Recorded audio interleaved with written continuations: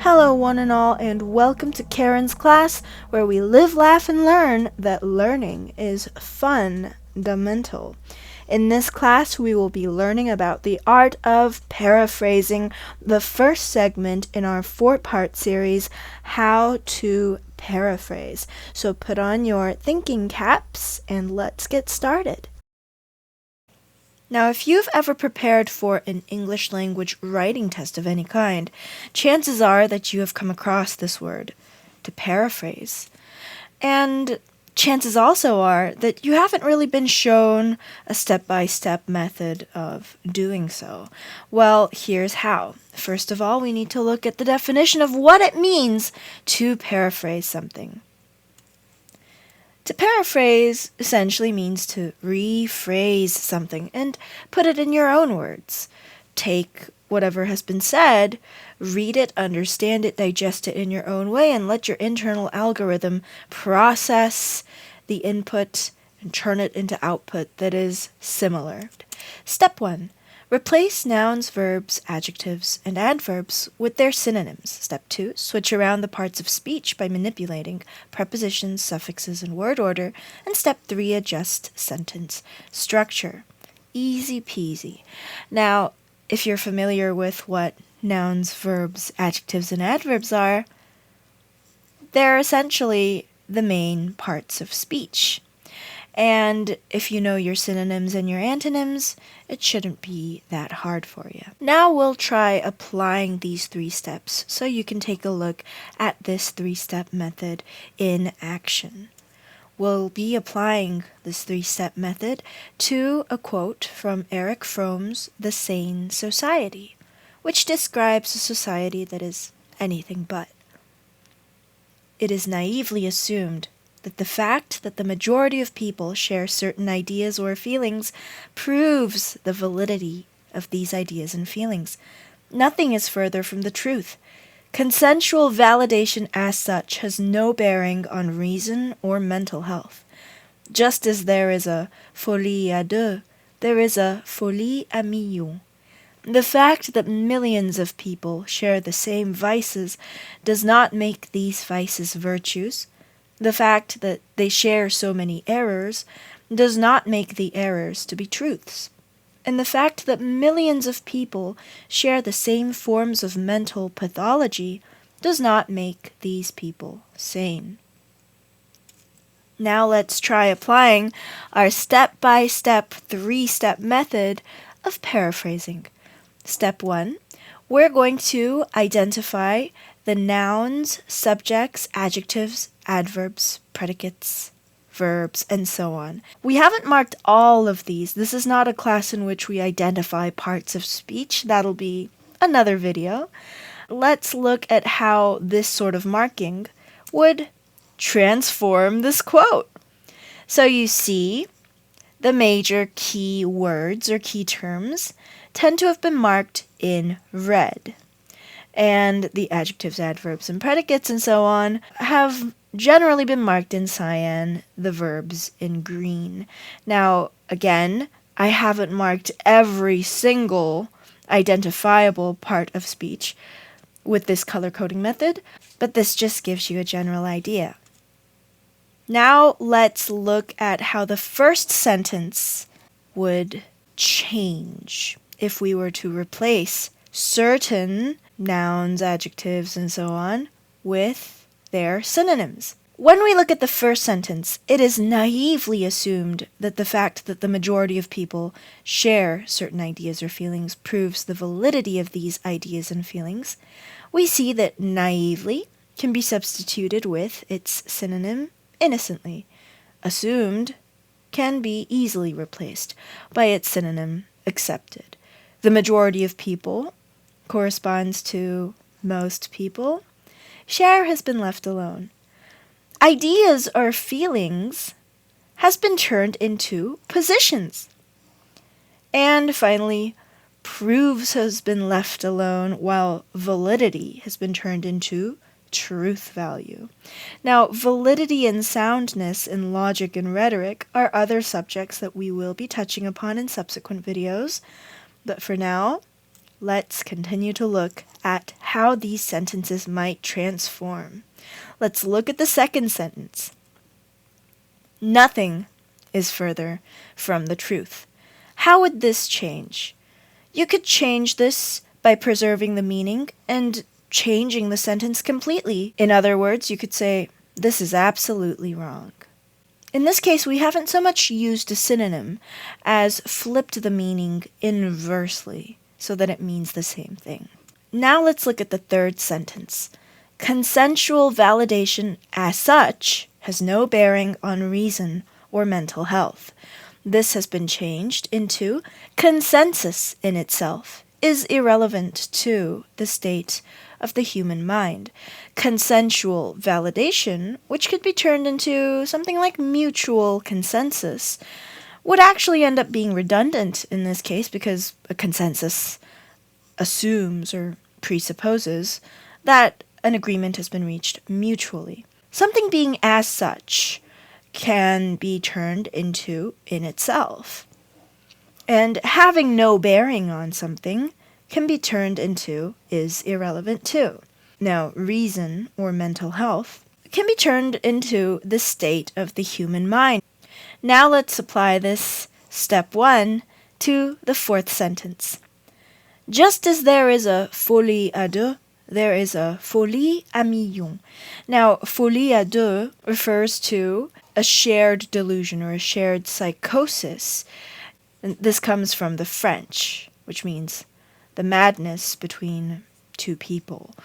It refers to the kind of madness or mental insanity that can be amplified within echo chambers consisting of two or more people.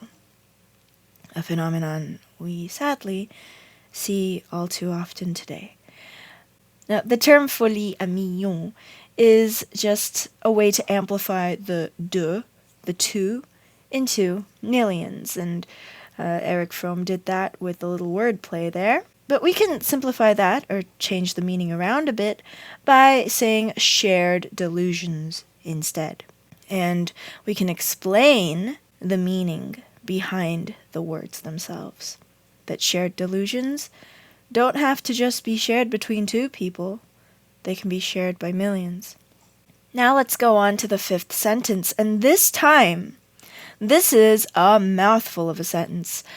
We're looking at step 2 because we really have to go on and use these suffix changes. The fifth sentence originally read as follows. The fact that millions of people share the same vices does not make these vices virtues. The fact that they share so many errors does not make the errors to be truths. And the fact that millions of people share the same forms of mental pathology does not make these people sane.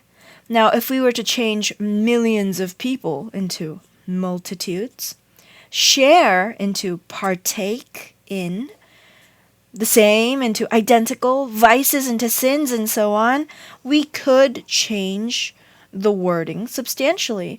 But it's not enough with a sentence like this, a very complex sentence in which a lot of meaning is packed. It doesn't really help to simply switch out words with their synonyms.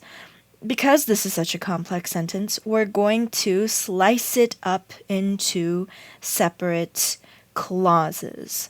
And we're going to use the commas as identifying markers of where each clause begins and ends. The fact that millions of people share the same vices does not make these vices virtues, comma, clause end, and so on and so forth. We have 3 clauses here. And in this case, it would definitely be easier for someone listening or reading to understand or take in if each clause were to be simplified, right? So if, in other words, if the subject, verb, object order were a little bit more straightforward, right? So we're going to be doing away with relative pronouns. The fact that is going to go bye-bye. and we're just going to have multitudes partaking in identical sins. By adding the ing suffix to partake, indulge, and possess, we're not only honoring the original intent of the parallel grammatical structure and the repetition or in the rule of threes, we are also turning the verbs into gerunds. Essentially, a gerund is a noun form of the verb, right? And so originally these words started out as verbs: partake in, indulge in, possess. But when we add ing as a suffix to the ends of them, we end up turning them into gerunds. And when they become gerunds, they can function as nouns within these sentences, making the clauses a lot more straightforward. Now let's look at adjusting sentence structure. We're applying step 3. Recall that this was the original quote. You may pause the screen and read through it one more time. But now let's look at the reworded quote, a combination of all the sentences that we have combed through by applying this 3-step process. When we put together the sentences that have gone through steps 1 and 2, this is what we're left with. It is innocently accepted that the fact that most people share certain positions proves their truth value. This is absolutely wrong. Consensus in itself is irrelevant to the state of the human mind. Shared delusions can be shared on scales of greater magnitudes. Multitudes partaking in identical sins does not turn these sins into virtues. Many people indulging in various flaws does not turn those flaws into truths. And many people possessing identical mental illnesses does not equate to these people being sane. So essentially, different words saying essentially the same thing. Now let's look a little bit more at how we would want to adjust the sentence structure. You might want to simplify it further by replacing "it is innocently accepted that" with "people tend to think." Right? And so the first sentence can actually be turned into "people tend to think that the truth value of most positions can be proven through" what? Through their popularity. Through the popularity of positions that people take, feelings that people have, ideas that people might have. So, we've figured out how to apply this 3-step method of paraphrasing to a quote that might be a bit dense in both meaning and complexity. But when we are paraphrasing, there are different levels that are required depending on the situation. You might be required to paraphrase something that is formal into something that is a little bit more informal. Or you might have been inspired to write something a little bit more academic or accurate or formal in the course of a casual conversation. You might want to switch out certain words, certain phrases, certain word orders, and so on. So, for example, formal versus informal. When we look at the quote that we have reworded on the left, we see pretty much the same thing. Of course, if you were to try to pass this off as your own, that would be plagiarism. It wouldn't withstand the integrity test. You would want to add that this is from Erich Fromm's The Sane Society. At any rate, this would be something that you had reworded in your own words, that you had paraphrased quite literally. Now, if you were to turn this into an informal version, it would be something along these lines. People tend to think that just because something is popular, it must be true. This is absolutely wrong. It doesn't matter whether or not people agree. Lots of people can all be wrong. Just because lots of people are bad doesn't mean it's okay to be bad. Just because lots of people are wrong doesn't mean they're right. And just because lots of people are insane doesn't mean they're sane. this informal version encompasses essentially the same truth value as the formal version, but why does it seem more simple? Because it uses select words that can encompass the same meaning with broader brush strokes, right? So we've looked at the formal versus informal. Now let's look at accurate versus accessible. You can have an accurate version and you can have an accessible version. And I think you might start to notice a pattern where the formal and the accurate, the academic and the college level are all the same. When you have a fourth grade level requirement or an accessible level requirement or an informal level requirement for paraphrasing, you want to simplify it. You want to make it more popularly legible, more popularly accessible. There's nothing wrong with watering down something that is more highfalutin, more sophisticated, more higher tier in language. As a matter of fact, the rule of thumb is to simplify as much as possible.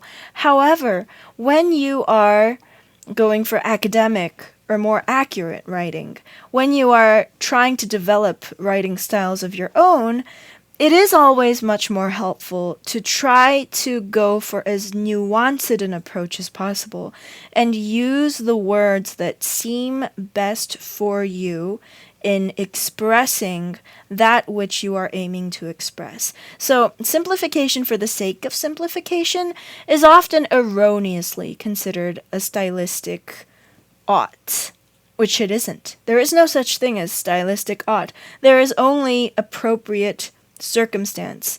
And in appropriate circumstance, paraphrasing can be essential in conveying an idea. This has been lesson 1 of 4 in our series, How to Paraphrase, the 3-step method. Thank you for joining Karen's class. I hope you learned something, and I'll be back with more videos, so please subscribe and like this video for more helpful content in helping you become the best writer that you can be. See you next class, and until then, keep your thinking cap on